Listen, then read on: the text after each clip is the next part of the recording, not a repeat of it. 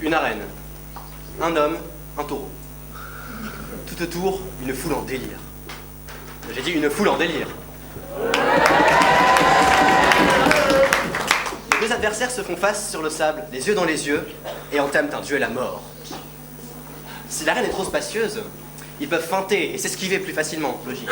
Mais si vous les placez au coude à coude, nez à mufle, chacun face à sa némésis, l'intensité de la situation devient trop insupportable. Il faut agir, éliminer l'autre. Je tiens à préciser, Nicolas, que ce n'est pas du tout une proposition de street fight. Je suis un pacifiste et puis t'es plus loin quoi. Non, ce n'est qu'une allégorie qui recouvre à peine la richesse de ce sujet si grivois, hein. Merci Plédésec. Donc oui, encore faut-il savoir de quelle arène on parle. Du coup, j'ai essayé de me renseigner pour savoir si la reine d'Angleterre, elle, était resserrée.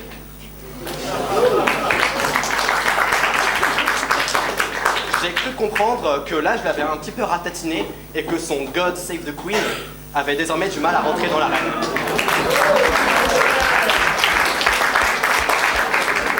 Pourtant, il se raconte dans les couloirs de Buckingham qu'elle a toujours été très desserrée, une grande cochonne quoi, avec un fort taux d'ouverture sur une échelle de 1 à une epsie.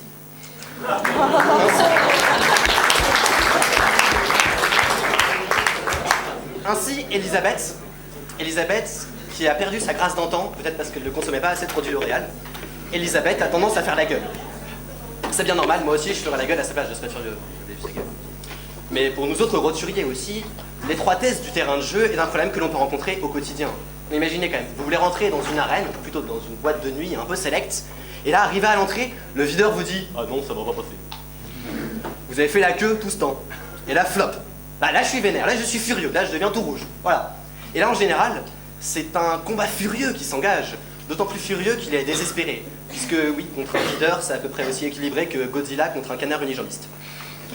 Ainsi, c'est en vain que l'on cherchera à élargir une arène qui est comme elle est. Or, c'est en 40 que nos amis de la Wehrmacht ont trouvé l'idée de passer par une autre ouverture. Et c'est en 69 qu'il faudrait s'y prendre par conséquent pour éviter toute déconvenue relative au resserrement. Ces déconvenues, on les a vécues ou on se les figure, mais ne me faites pas croire que vous aimeriez ça. Enfin, moi je pense que vous pouvez voir un petit peu ce que je veux dire, vous identifier un petit peu. Voilà, par exemple, on a tous déjà entendu un curé dans un magasin de vêtements, un curé se plaindre « Ah, j'ai grossi, je ne rentre plus dans du 10 ans. »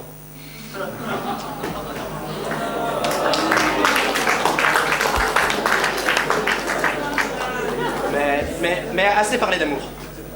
Car il s'agit de violence, de bruit et de fureur.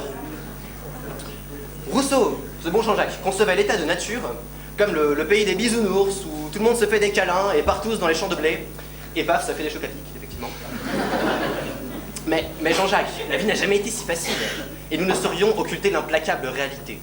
La faim, la nécessité, l'adversité laissent planer leur ombre. Et ce sont bien ce type de contraintes qui déchaînent les passions. La vie, n'est-ce pas la reine elle-même? Non, pardon. La reine, n'est-ce pas la vie elle-même? La vie... Ah, putain. La reine, n'est-ce pas la vie elle-même? Face à l'insuffisance des ressources, c'est-à-dire l'étroitesse de la reine, la sélection naturelle nous ligue les uns contre les autres. En fait, nous sommes tous un peu des sharks. C'est sans doute pourquoi les mecs de la JE savent si bien serrer les fesses, et qu'il est si difficile de pénétrer cet assaut. À l'aridité de la reine répond la furie des fighters. Ce fait est prouvé empiriquement.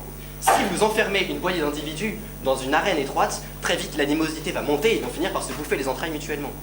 D'éminents scientifiques ont mené l'expérience, et ils ont appelé ça la télé-réalité. Les résultats furent accablants. Après quelques semaines de promiscuité, une véritable bataille peut naître du simple fait d'avoir mal parlé à un autre, ou pire, de ne pas avoir de shampoing alors qu'on est une fille. Le constat, mesdames et messieurs, est sans appel. Oui, l'homme est un être violent. Oui, la compétition est rude. Oui, dit-il. Et oui, William Shakespeare ne disait-il pas? Le sang appelle.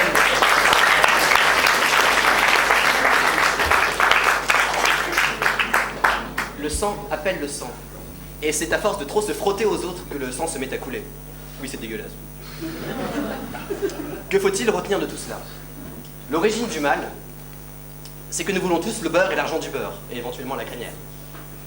Donc on s'entretue depuis la nuit des temps pour une simple histoire de produits laitiers. Ainsi, dans ce cas, si l'arène est trop étroite, peut-être qu'ajouter du beurre permettrait d'adoucir les tensions dans nos rapports.